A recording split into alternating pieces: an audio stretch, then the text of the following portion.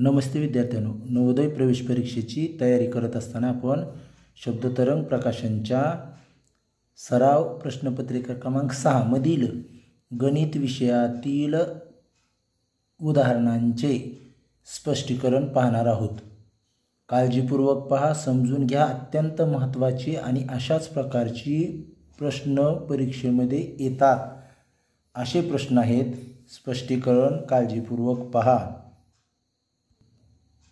चला तर पाहूया प्रश्न क्रमांक 41। पहिला प्रश्न आहे 20 गुणिले 25 भागिले 5 वजा चौकटी कंसामध्ये 10 गुणिले महिरपी कंसात 360 भागिले साध्या कंसात रेगी कंस आहे 8 अधिक 7 गुणिले 12 भागिले 4 साधा कंस बंद महिरपी कंस बंद चौकटी कंस बंद सोडवल्यास हाती येईल। म्हणजे हे जे आपल्याला सरळ रूप देण्यासाठी पदावली दिलेली आहे ती सोडवायची आहे। तर पहा, आपण सुरुवातीपासून कशी सोडवतात हे तर पाहिलेच, परंतु आता लवकरात लवकर पदावली सोडवण्यासाठी काय करावं लागेल तर पहा, तुमच्या लक्षात येईल अगोदर हा कंस सोडवावा लागेल आपल्याला, बरोबर। त्यानंतर काय करावं लागेल, या साधा कंसामध्ये कोणती क्रिया आहे, ही आहे। मग हा सर्व कंस आपण अगोदर सोडवून घेऊयात। तर कसं होईल, या सर्व कंसाचं इथं बाजूला लिहून दाखवतो तुम्हाला मी।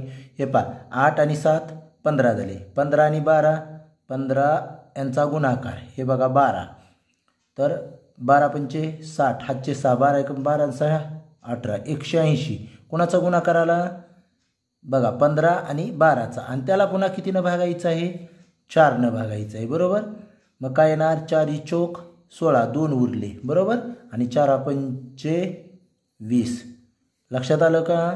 म्हणजे या ठिकाणी ह्या सर्व कंसाचं इथून साध्या कंसाचं उत्तर काय आलेलं आहे तर पहा 45। पाठीमागचं आपण लिहून घेऊया 20 गुणिले 25 भागिले 5 वजा चौकटी कंसात 10 गुणिले महिरपी कंसात 360 भागिले आपलं काय आलेलं आहे, हे सगळं उत्तर इथं लिहिण्याऐवजी इथं लिहितो 45 आणि हा कंस बंद। आलं लक्षात। आता तुम्हाला काय करावं लागेल तर इथं महिरपी कंस आहे, आता इथं हा सगळा कंस हे बघा आधी मधला महिरपी कंस सोडवावा लागेल। मग इथं काय होणार 20 गुणिले 25 भागिले 5 वजा हे पहा चौकटी कंसात 10ला 10 तसंच गुणिले आता 45 भागिले 360 भागिले 45 आहे, हे आपण सोडवून बघूयात। पहा 45 कितीनं भाग जातो, समजा 5 किंवा 9 9 5 45 9 चौक 36 5 1 5 5 40 म्हणजे याचं उत्तर काय येतं आहे तर पहा 8, म्हणून इथं आलं 8 चौकटी कंस बंद। त्यानंतर 20 गुणिले 25 भागिले 5 वजा 10 8 80 येणार आहे। आता इथं काय सोडवतो आपण अगोदर गुणाकार आणि पुन्हा भागाकार। गुणाकार जर केला 25 जुनी 50 म्हणजे काय आलं इथं आलं 500, बरोबर, आणि भागिले त्याला 5 म्हणजे काय आलं 100, म्हणजे इथपर्यंत उत्तर काय आलं 100 आणि वजा 80 म्हणजे काय येणार आहे उत्तर 20। मग असं पर्यायामध्ये आपल्याला कुठं दिसतंय आहे का 20 पहा, तर पर्याय क्रमांक 2 हे आपलं उत्तर आहे। यानंतर पाहूयात 42वा प्रश्न। काय आहे प्रश्न पहा, 8 1 आणि 0 या अंकाची पुनरावृत्ती न करता 3 अंकी संख्या बनवून किमान ते कमाल असा क्रम लावल्यास मिळणारी सर्वात मोठी व सर्वात लहान संख्यांचा गुणाकार काय। काय संख्या दिलेल्या आहेत आपल्याला 8 1 आणि 0 हे अंक दिलेले आहेत। पुनरावृत्ती होऊ द्यायची नाही, म्हणजे 3 अंकी संख्या तयार करायच्या आणि त्यात कमाल ते किमान असा क्रम लावल्यास सर्वात मोठी व सर्वात लहान संख्या। मग आपल्याला कमाल ते किमान उगा वेळ घालवण्यासाठी सांगितलेलं आहे, सगळ्या संख्या काढण्याची गरजच नाही। यातून आपण कमाल म्हणजे मोठी कमाल संख्या कोणती तयार होईल सांगा बरं मला, 3 अंकी, लगेच तुमच्या लक्षात येईल। कमाल संख्या तयार होणार आहे अगोदर शतकस्थानीच मोठा अंक असणार 810। आता किमान संख्या काय तयार होईल यातून, त्यांचाच गुणाकार करायचा आहे ना। मग सगळ्या संख्या तयार करणं आणि त्याचा पुन्हा लहान चढता क्रम लावणं हे काही गरज आहे का, नाही। आता लहान संख्या काय तयार होईल यातली, सर्वात अगोदर 1, त्यानंतर 0 आणि 8 आणि पुन्हा काय विचारलंय यांचा गुणाकार किती, करूया इथंच गुणाकार वेळ घालवण्यापेक्षा। पहा 8 न गुणूया 8 0 0 8 1 8 88 64 एक शून्य दिला. आता 0 न गुणलं तर 3 शून्य येणार 1 2 3. आता त्यानंतर 2 शून्य देऊयात. 1 न गुणलं तर वरची संख्या तशीच येणार 0 1 आणि 8 यांचा गुणाकार करूयात.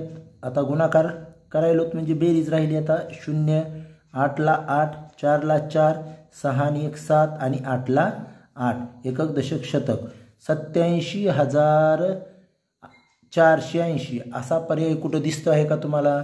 तर नक्कीच दिसतोय. पर्याय क्रमांक डी मध्ये आहे म्हणून उत्तर पर्याय क्रमांक डी. यानंतर पाहूया 43वे उदाहरण. दोन संख्यांची बेरीज किती दिलेली आहे? 10,080. पहा आपल्याला काय दिलेले आहे? बेरीज. दोन संख्या आहे त्यांची बेरीज दिलेली आहे 10,080. एक संख्या दुसऱ्या संख्येपेक्षा 3,498 ने मोठी आहे तर मोठी संख्या कोणती? आता मोठी आहे म्हणजे फरक आहे बरोबर. मग तो फरक आपण काय करतो? बेरजेतून नेहमी वजा करतो. म्हणजे 3,498 वजा करूया. त्या बेरजेतून फरक वजा करायचा. 10 मधून 8 कमी केले तर 2. इथं 7 17 मधून 9 कमी केले तर 9 8 17. त्यानंतर इथं काय करावं लागेल? 0 आहे बरोबर. मग इकडून आपण घेतलं होतं हे लहान आहे म्हणून इकडून इथं 9 आहे. मग 9 मधून 4 कमी केले तर 5. इथं पण 9 मधून 3 कमी केले तर काय होईल? 6 आणि इथं मात्र 0. म्हणजे पहा इथं आलेलं आहे 6,000 बघा 582. पण हे काय आलं? दोन समान संख्या आल्या बरोबर. मग आता याचे दोन समान भाग करायचे म्हणजे आपल्याला लहान संख्या मिळते. अगोदर लहान संख्या काय करणार आपण? लहान संख्या तर याचे दोन भाग करणार म्हणजेच 6,582ला 2 ने भागणार. 2 6 2 4 उरला 1 92 18 काहीच नाही 2 1 म्हणजे काय आले? लहान संख्या 3,291. पण आपल्याला विचारली कोणती? तर मोठी संख्या. मग आपल्या मोठी संख्या काढताना लहान संख्येमध्ये ही जी लहान संख्या आहे 3,291 त्यामध्ये फरक मिळवावा लागेल म्हणजे अधिक 3,498. आपण बघूयात आता 8 आणि 1 9 9 9 18ला 8 हातचाला 1 पुन्हा 6 आणि 1 7 हातचा वगैरे नाही 6 6,789 असा पर्याय आपल्याला दिसतो का? तर निश्चितपणे आपल्याला पर्याय क्रमांक 3 मध्ये सी मध्ये दिसतो म्हणून उत्तर येणार आहे पर्याय क्रमांक सी. यानंतर पाहूया 44वा प्रश्न. काय प्रश्न पहा. एका पाण्याच्या टाकीची लांबी रुंदी व उंची क्रमशः 15 मीटर 10 मीटर आणि 6 मीटर आहे. त्यातील 1/3 भाग भरला आहे. म्हणजे जी टाकी आहे त्याचा 1/3 भाग भरला आहे. त्यापैकी 3/4 भाग पाणी वापरले तर ती टाकी पुन्हा काठोकाठ भरण्यासाठी तिच्यात किती पाणी भरायला लागेल? आता पहा आपल्याला एक टाकी दिलेली आहे. लांबी रुंदी उंची तिन्ही पण दिलेलं आहे. म्हणजे टाकीच्या अगोदर आपण घनफळ काढू. टाकीचे घनफळ काय सूत्र? लांबी गुणिले रुंदी गुणिले उंची बरोबर. मग लांबी किती दिलेली आहे आपल्याला? 15 हे मीटरमध्ये आहे सगळं.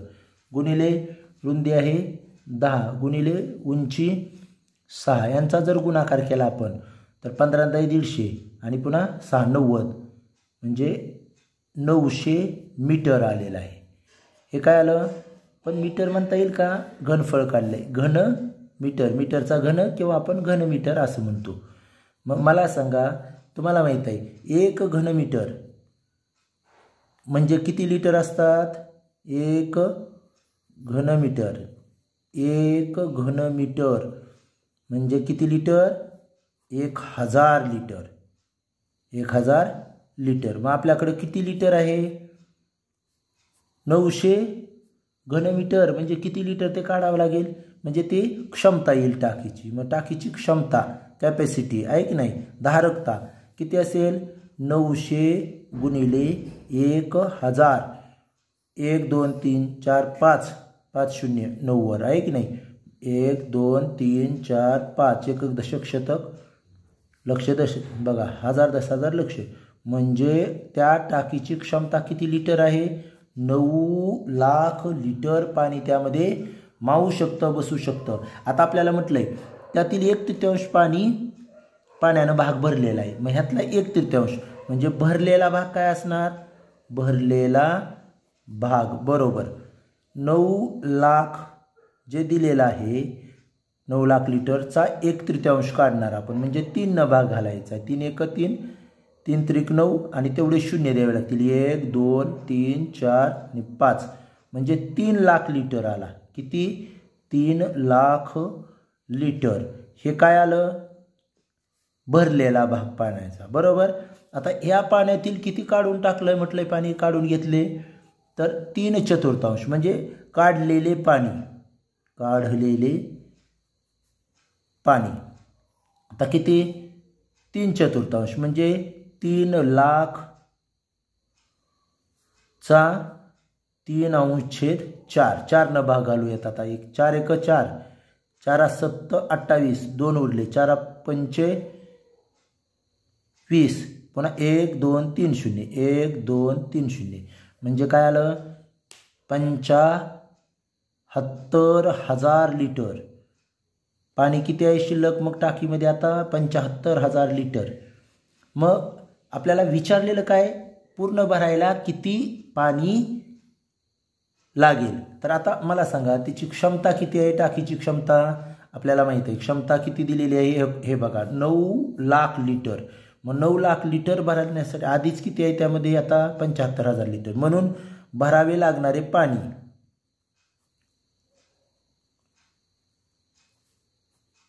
पाणी काय करावं लागेल आपल्याला? तिच्या एकूण क्षमतेतून 9 लाख जे दिलेलं आहे त्यामधून असलेलं शिल्लक पाणी काय करावं लागेल? वजा करावं लागेल. म्हणजे 75,000 लिटर हे वजा करावं लागेल. वजा केल्यानंतर तुमच्या लक्षात येईल हे 0 0 0 10 मधून 5, त्यानंतर इथं 2 आणि इथं 8. 8,25,000 लिटर काय आलेलं आहे आपलं? 8,25,000 लिटर. मग असं कुठं आहे का बघा पर्यायामध्ये? 8,25,000 लिटर तर आपल्याला पर्याय क्रमांक बी मध्ये दिसत आहे. म्हणून उत्तर येणार आहे पर्याय क्रमांक बी. यानंतर पाहूया 45 उदाहरण. काय? पक्ष्याच्या थव्यापैकी 2/5 पक्षी पाणवठ्यावर. बघा पाणवठ्यावर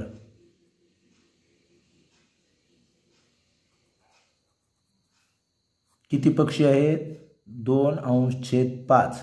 त्यानंतर 1/3 पक्षी घरट्यात. किती आहेत? 1/3 पक्षी घरट्यात व राहिलेले 32 पक्षी अन्नाच्या शोधात. म्हणजे अन्नाच्या शोधात किती आहेत?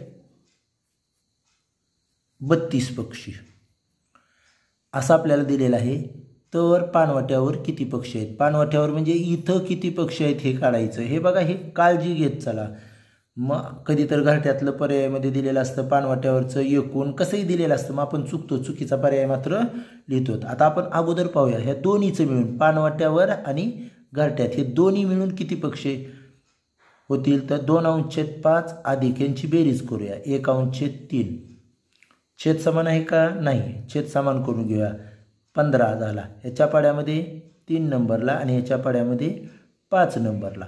3 दोन्ही 6 आणि 5 एक 5 म्हणजे 11/15. म्हणजे 15 भागापैकी 11 भाग पक्षी हे दोन्ही मिळून आहेत पाणवठ्यावर आणि घरट्यात. आता अन्नाच्या शोधात 32 आहेत. म्हणजेच इतर शिल्लक जे आहेत ते किती भाग? बघा हे अन्नाच्या शोधात असलेले अन्नाच्या शोधात आहेत किती? हे 15 पैकी 11 भाग आहेत. म्हणजे 15 पैकी 4 भाग आहे अन्नाच्या शोधात असलेले पक्षी. मग 4 भाग म्हणजे किती दिलेलं आहे आपल्याला? इथं 32 दिले. म्हणजे पहा 4 भाग बरोबर आपल्याला 32 दिलेला आहे. म्हणून एक भाग आपण काढू शकतो भागाकार करून. या 32ला 4 न भागलं तर काय येईल? 4 8 32. एक भाग म्हणजे किती पक्षी आले? 8 पक्षी आले. आता आपल्याला विचारलंय किती? पाणवठ्यावर किती? मग पाणवठ्यावर किती आहेत तर तुमच्या लक्षात येऊ द्या की 15 भाग जेव्हा आपण समान केलेले आहेत 15 भाग, त्याचे 6 भाग आहेत. किती? 6 भाग. म्हणजे पाणवठ्यावरील पक्षी, नीट लक्षात घ्या, पाणवठ्यावरील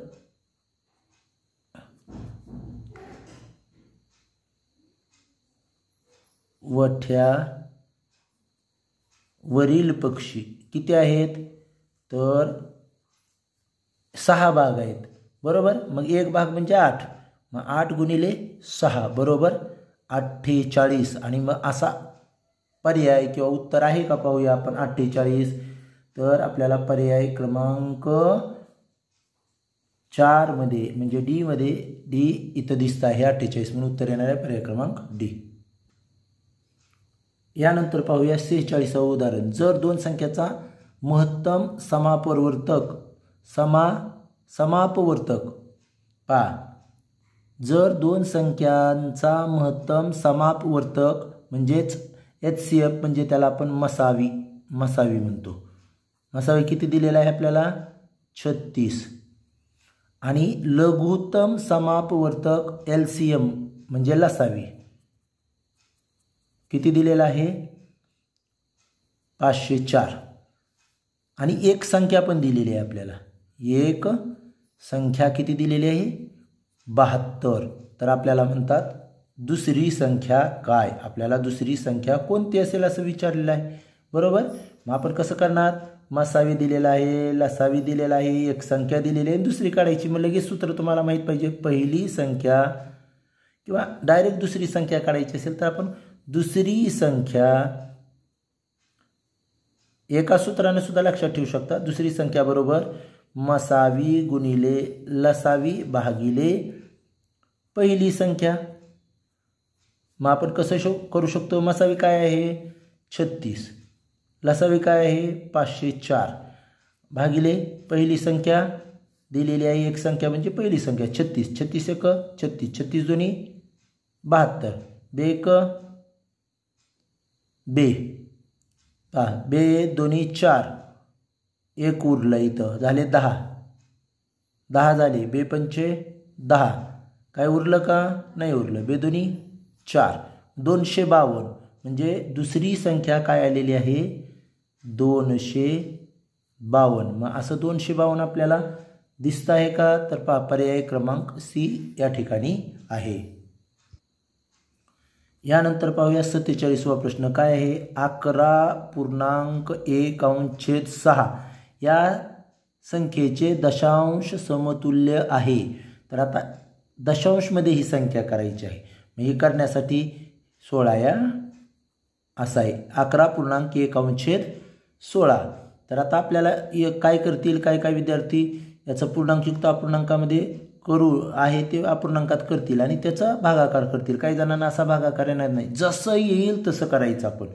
पण हे करत असताना तुमच्या लक्षात येऊ द्या 16 आणि 11चा जर गुणाकार केला तुम्ही तर हे 16 गुणिले 11 आणि अधिक 1 छेदस्थानी तर 16च राहणार आहे आपलं. बरोबर. मग आता बघा 11 6 66 हातचे 6, 11 1 11 6 किती येणार 17 अधिक 1 छेदस्थानी 16 म्हणजे 177. हे गुणाकार बरोबर आहे का बघा. 11 6 66 हातच्याले 6, 11 1 11 आणि 6 17, 177 अनुच्छेद 16. आता बघा खरं तर असं करण्याची गरज नाही. नुसतं 1 अनुच्छेद 16 केलं तरी येईल. परंतु काही जणांना येत नाही म्हणून 16च्या पाड्यामध्ये 17 बघायचे. 16 1 16 एक उरलं. पुन्हा आणखी 17 बघायचं. 16 1 16 ऐक नाही 11 आलं का पॉईंटला पॉईंट. त्यानंतर 1 उरलेला आहे म्हणून 10 झालं. किती झाले 10. मग लहान आहे म्हणून 0. आता 100 झाले. 16च्या पाड्यामध्ये 100 पाहिजे आपल्याला. 16च्या पाड्यात 16 6 96 उरले किती 4 झाले 40. 16 दुनी 32 उरले किती 40 मधून 32 गेले 8, 16 पंचे 80. मग 11.0625 असं कुठं दिसतंय का आपल्याला. 11.0625 पर्याय क्रमांक बी हे आपलं उत्तर आहे. यानंतर पाहूया 48वा प्रश्न काय आहे पहा. 1/2 अधिक 3/4 अधिक 7/8 अधिक 17/16 चा दशांश समकक्ष आहे असं म्हटलेलं आहे. हे पहा, हे बेरीज आहे, छेद समान नाहीत. आपण काय करणार, यांना छेद समान करून घेणार आणि नंतर दशांशमध्ये करणार. तर सगळ्यांचा छेद काय होऊ शकतो, तर तुम्हाला लक्षात आलं 16. सगळ्याच्या 2च्या पाड्यात 16 आहे, 4च्या पाड्यात आहे 8च्या, मग 16. 2च्या पाड्यात किती नंबरला आहे, 8 नंबरला आहे.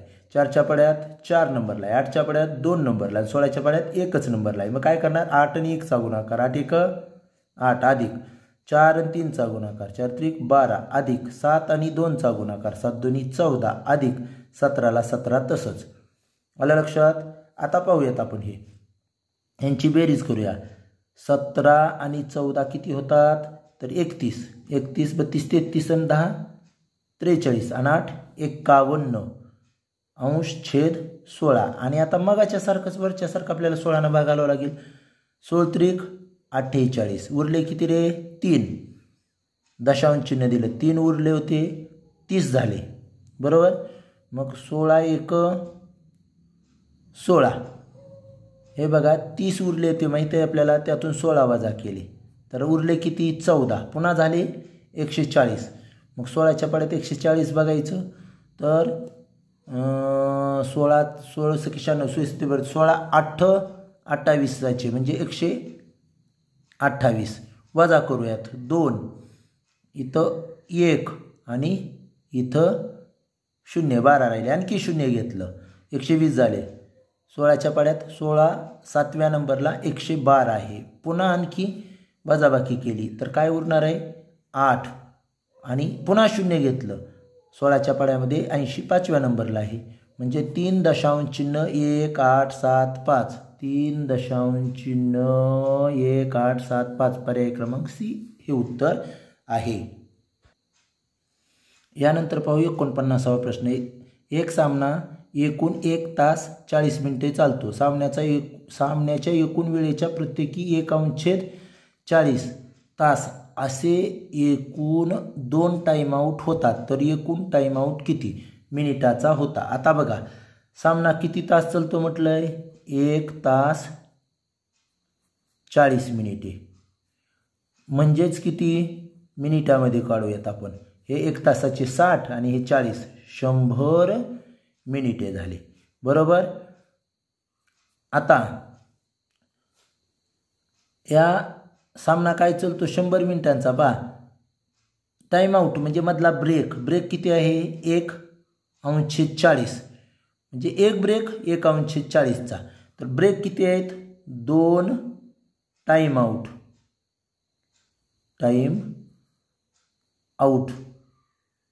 मग कितीचा होईल, 1 टाइम आउट 1/40चा आहे, तर 2 गुणिले 2 म्हणजे 2/40चा. आता आपण काय करूया, मग एकूण वेळ किती आहे सामन्याचा, 100 मिनिटे. मग आपण टाइम आउटचा वेळ काढू. आउटची वेळ, प्रत्यक्ष वेळ किती वेळ होते ते बघूयात. तर एकूण 100 मिनिटांचा सामना, त्याचा 2/40 काढावा लागेल आपल्याला. पहा 0 0 बे 2 4 बे 1 बे 1 बे 5 10 म्हणजे 5 मिनिटे. हे पहा मग ब्रेक 2 टाइम आउटचं मिळून किती वेळ, 5 मिनिट. असं कुठं आहे का बघा बरं. 49चं उत्तर 5 मिनिटे, तर 6 2.5 आणि 5 मिनिटे इथं. हे पहा काही जणी 1 टाइम आउट काढतील. 100चा जर 1/40 काढे तर 2.5 मिनिटे येणार आहे, पण आपल्याला 2 टाइम आउट आहेत म्हणून 5 मिनिटे हे उत्तर येणार आहे. यानंतर पाहूया 50वे उदाहरण. 8 पुरुष अथवा 12 स्त्रिया एक काम 48 दिवसात पूर्ण करतात. तर तेच काम, हे बघा तेच काम म्हणजे काम बदललेलं नाही. 27 स्त्रिया व 6 पुरुष मिळून किती दिवसात पूर्ण करतील. तर याच्यासाठी मी तुम्हाला ट्रिक सांगितलेलं आहे. इथं किंवा अथवा असेल आणि तेच काम असेल आणि स्त्रिया आणि पुरुष मिळून दिलेलं असेल तर आपण काय करतो, तर पहा अगोदर इथं पुरुष लिहायचं, पुरुष, त्याच्या पुढं स्त्रिया आणि त्यापुढं दिवस. हे तुम्हाला माहीत आहे, तुम्ही चुकत नाहीत आता उदाहरण. बरोबर. मग काय करायचं, पहिलं 8 पुरुष आहेत, पुरुषाखालील्या 12 स्त्रिया आहेत, 12 स्त्रियांखालील्या. दिवस किती लागतात, 48, तर 48 दिवसांखालील्या. काय अडचण, पहिलं 8 पुरुष 12 स्त्रिया आणि 48 दिवस. तेच काम 27 स्त्रिया, इथं चुकू नका बघा, स्त्रिया आधी दिलेल्या आहेत, स्त्रियाच्या खालील्या 27 स्त्रिया आणि 6 पुरुष, इकडं आहे पुरुष, मिळून किती दिवसात पूर्ण करतील, तर इथं प्रश्नचिन्ह देऊयात आपण. आता हे सोडवताना कसं करतो तुम्हाला माहीत आहे, वरचा सगळं गुणाकार आपल्याला दिवस काढायचे आहेत. बरोबर. प्रथम दिलेली माहिती 8 गुणिले 12 गुणिले 48 अंशस्थानी आणि छेदस्थानी काय करायचं, हे तिरकस, हे आणि हे यांचा गुणाकाराची बेरीज म्हणजे 27 गुणिले 8. इथं जर मी इथं करून दाखवतो, 27 गुणिले 8 काय होणार आहे, 8 7 56ला 6 हातच्याले 5, 8 2 16 आणि 5 21 म्हणजे 216 अधिक आता या दोन्हीचा गुणाकार 12चा आणि 6चा. 12चा बडा 6 पर्यंत म्हणा, 12 पंचे 60, 12 6 72. हे कंसात यांची बेरीज करायला विसरायचं नाही, अगोदर बेरीज करायची, वरचा गुणाकार करत बसायचं नाही. मात्र खालची मात्र आपल्याला बेरीज करावीच लागणार आहे. बेरीज याच्यामध्ये 72 मिळवायचं. 8 8 2 288 आलं. आणि आता मात्र संक्षिप्त रूप द्यायचं. आपल्याला लक्षात येईल 2 नंतर भाग जाईल ना, घालूयात. तर बघा, बे एक बे, बे चोक 8, बे चोक 8, बे चोक 8.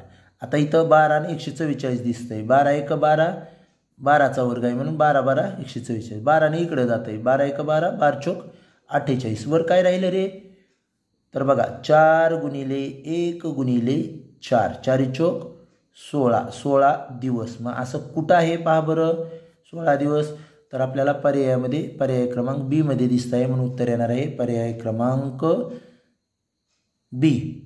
आलं लक्षात. तर आज आपण या व्हिडिओच्या माध्यमातून आता आपण 10 उदाहरणं पाहिलेली आहेत, 41 ते 50. यापुढील उदाहरणे पुढे पाहूयात. धन्यवाद.